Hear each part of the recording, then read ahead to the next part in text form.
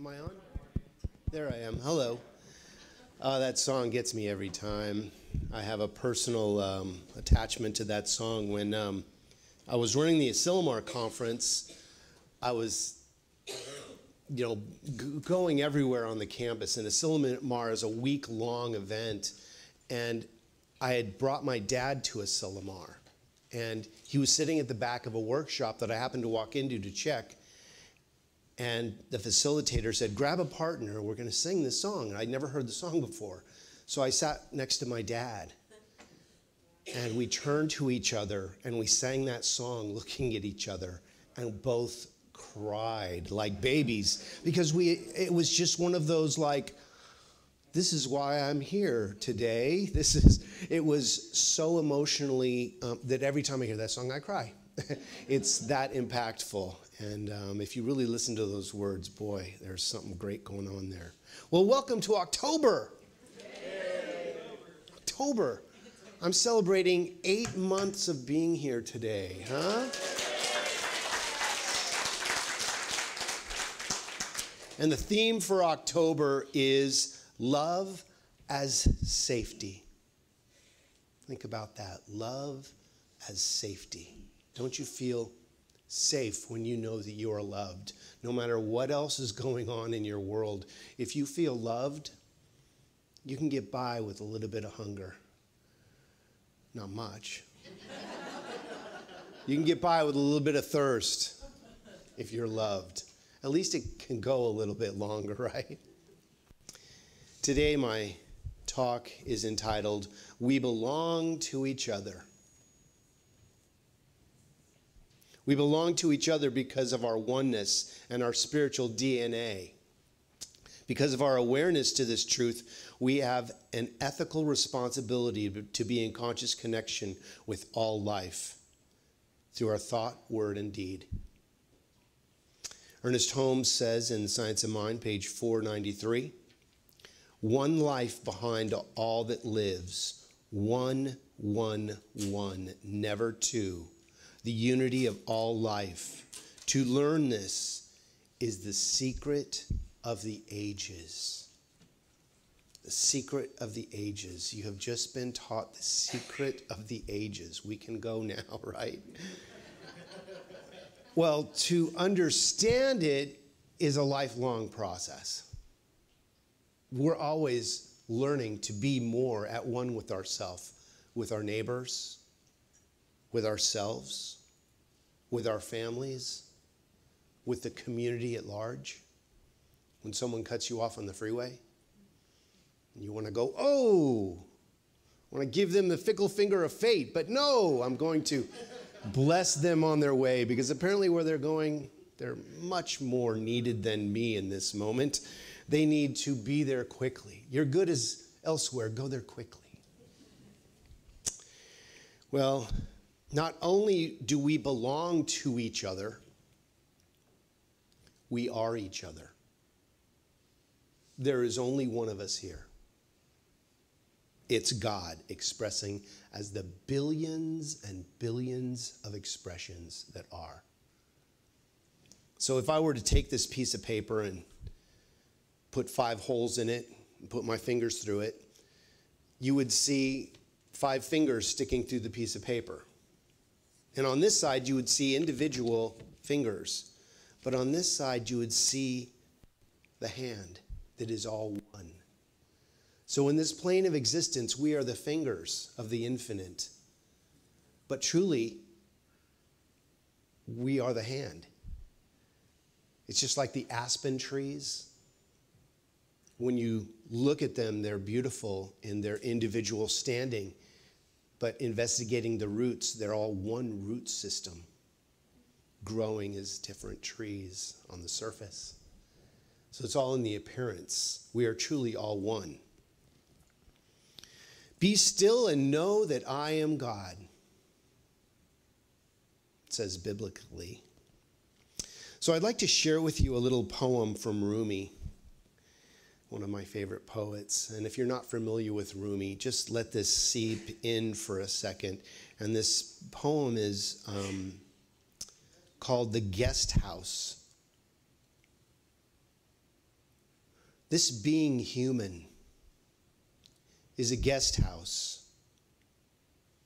Every morning, a new arrival, a joy, a depression, a meanness. Some momentary awareness comes as an unexpected visitor. Welcome and entertain them all. Even if they are a crowd of sorrows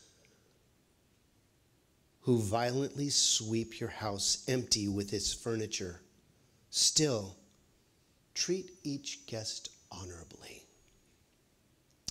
He may be clearing you out for some new delight. The dark thought, the shame, the malice. Meet them at the door laughing and invite them in. Be grateful for whatever comes because each has been sent as a guide from beyond. Gives me God bumps. So one of my great teachers, my father, my guru, would throw me these one-liners, and he said, and I'm sure he read this somewhere, but I'll paraphrase.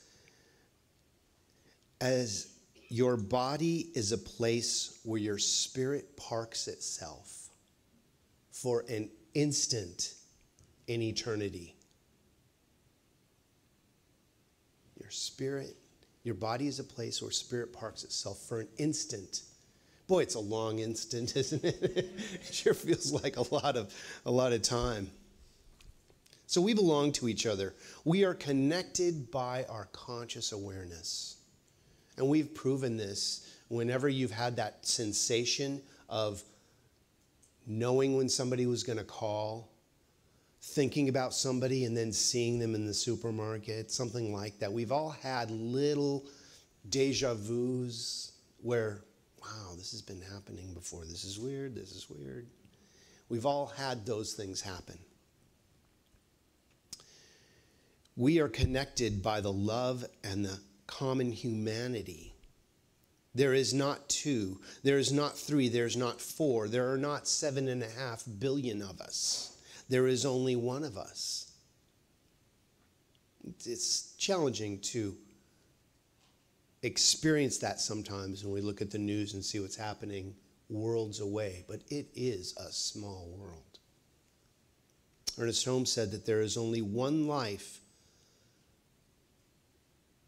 that lives, one, never two, the unity of all life. To learn this is the secret of the ages. So, I'd like to tell you a little joke. Ready for a joke? I love jokes. As long as they're, good company jokes, right?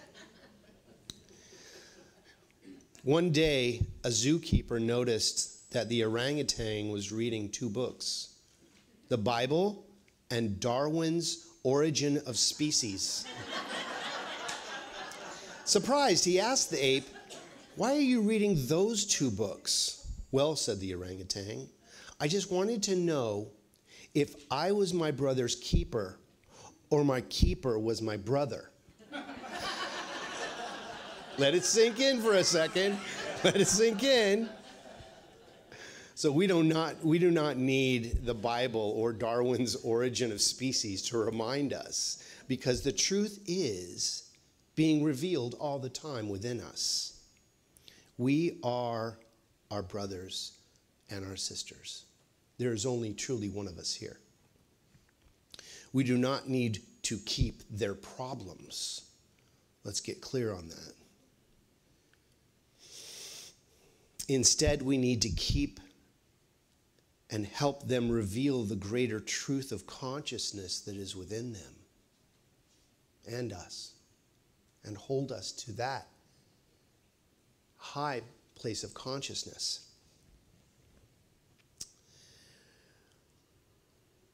What makes us one in spirit is behind all of life. So imagine this. Imagine the neediness of humanity is knocking on our door. Do we ignore the knock? Do we not answer because the world is over an overwhelming need? And we are concerned that if we answer the door once, we will open the floodgates. Like suddenly being on a new set of telemarketer lists or emails because you signed up for one offer. You know, I was recently shopping for health insurance. And I got some wonderful health insurance. But boy, they still, all these companies are calling me. They're robo-calling me to find out if I have the right insurance because they think theirs is the best. But you know that feeling of, if I help one person, all of a sudden, is everybody going to be asking me for help? Do we hide or yell at the door to go away because nobody's at home? And by the way, that does not work. God knows you're at home. But are the lights on? Is my question. Well, if you're in this room, the lights are on, and somebody is at home. Could you take it down just a little? I'm getting a little squeak up here. Or do you ignore the knocking because we are busy praying for the solution? Oh, I can't hear the door. I'm praying for the solution. That doesn't make any sense because we have to be active. Prayer and action are called for. Prayer without works is dead. Faith without works is dead. We need to take action. What action do we do in response to the world's needs knocking at our door? Well, I'll give you 3 suggestions today. Number 1, we listen to the knocking on the door. Listening to each other is an underrated art. Listening is an action in and of itself. So many people living on the edge of life do not feel seen or heard. We pass somebody who's panhandling and intentionally do not look at them. And I've done this myself because of that fear, that look away. If I don't see it, it's not there. Looking and listening does not mean we have to do anything other than honor, respect, and recognize the person that they are. Just saying hello. Looking and listening does not mean we have to do anything other than honor them. We can always listen to knocking, to the needs of individuals, to look beyond the appearance, the criticism, the behavior, and recognize our oneness. And when we look upon others as ourselves, you don't have to give unless that's real something you feel you need to do, but recognize them for the person that they are is all people really want or need.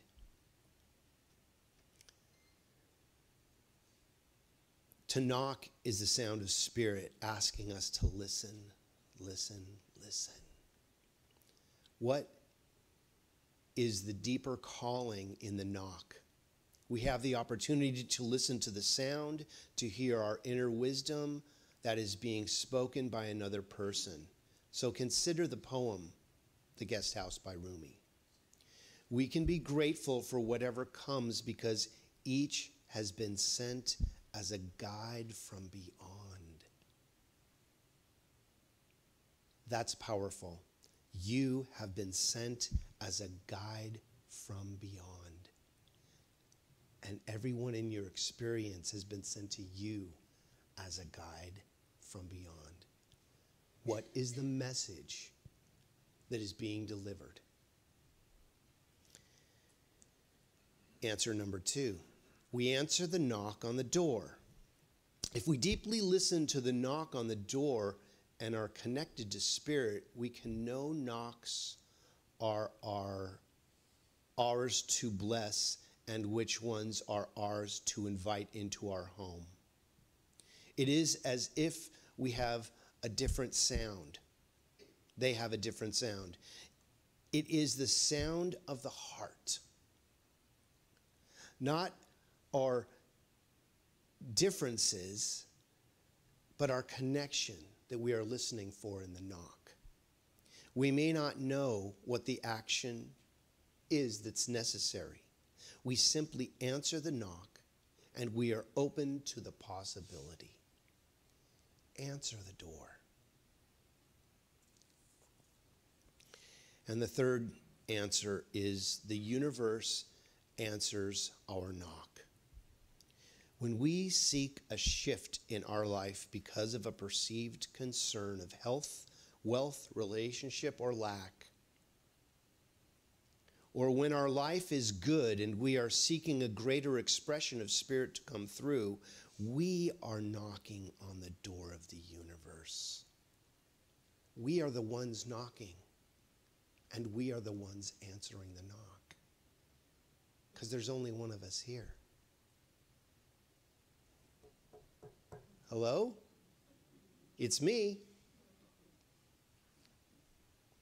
We do not need to earn that right to say words in a certain way or to meditate in a particular position. Jesus asked, "Ask and it will be given to you. Seek and ye will find. Knock and it will be opened unto you. For everyone who asks receives, and he who seeks finds, and to he who knocks it will be open."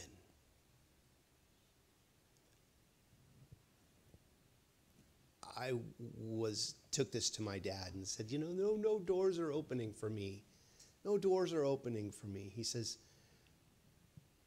maybe you're pushing too hard. He said, maybe the door opens the other way. The door opens inward. Oh. He says, when it says pull, you can push all day. But we must be willing to take a step back to open the door. Go within or you go without. That's a good one. Because I was going without because I didn't want to go within. What's this meditation stuff all about? But when I stilled my mind and could listen for a moment, answers rush in. You ever been in the midst of you're working on something, you come up to a challenge with it and you can't figure it out? And you get frustrated and heck with this thing. You walk away from your computer, you take a break, you get a glass of water, some tea, come back, and the answer is right there. And you just go, oh my God, there it is. Why did I not see that before? Because we were so into the problem, we couldn't see the solution. Sometimes we go and we sleep on it, and the next morning or in our dream, the solution is revealed to us because we need to stop pushing against how we think it should be. We need to let the door open inward. We focus on the experience we are seeking. It may be that you want to make a difference in your life. It may be that you are seeking something new or a shift in something that already is. It doesn't matter what it is that you're working with. It matters that you connect with Spirit as you understand it in sincere and in intentional ways. You being here this morning is an intentional connection with Spirit. This is you're not leaving it to whatever may happen outside. Well, I'll just happen into spirituality. It's just going to be part of the experience, I guess. No, we are here consciously to have an experience of Spirit. It's said that religion is humans attempting to have a spiritual experience, and spirituality is humans having the spiritual experience from God. You know, it's something that we can't make happen, but when we allow it to happen, it happens naturally. In this way, what we are seeking is also seeking you, because the universe responds every time.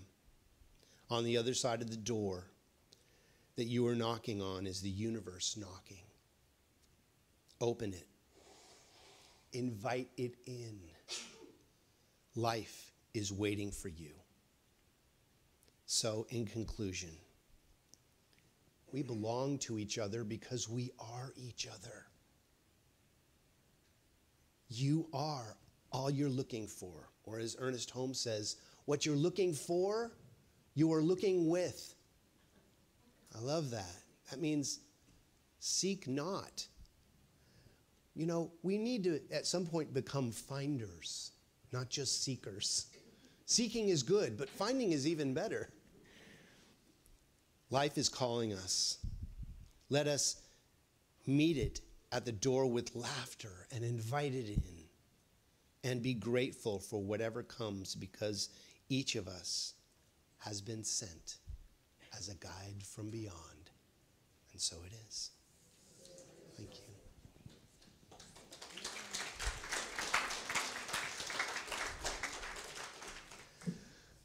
It's time for our prayer time. So let's just take a second, and I invite you to bring to the forefront of your consciousness what you believe the creative energy of the universe is that is knocking for you. I invite you to imagine the vastness of the universe.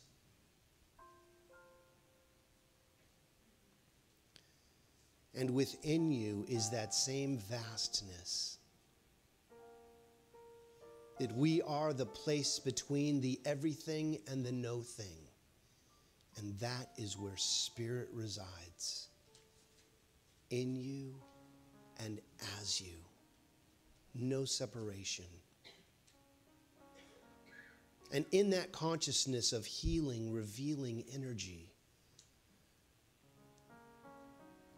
I know that there is miraculous energy available, and we tap into it now. We call forth that energetic of divine knowing, sending all the right molecules and cells to the right places within our bodies to effect that perfect healing.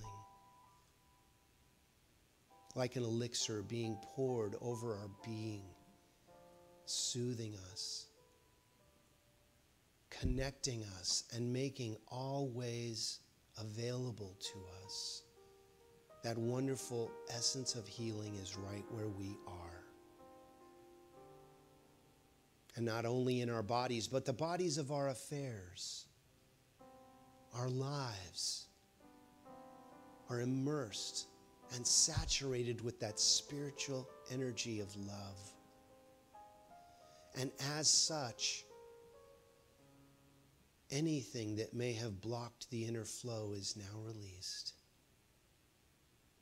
As we gently let down any barriers and allow the love to flow. As we open that door and allow Spirit in, a new connection is made. A new healing is happening. And a wonderful experience of love is demonstrated as our lives. How good it is to know and to be aware and present for this experience. We just absolutely say yes and thank you. Thank you, divine, loving energy of all that is, that makes those wonderful connections. Whatever needs to happen is happening. Whatever needs to be released is released easily and effortlessly as we align ourselves with the spiritual energy of all that is. So we let go and release this word. completely letting go and letting God be God in our lives, we know that something wonderful is happening by means of each one of us as we release this word in love, saying together, and so it is.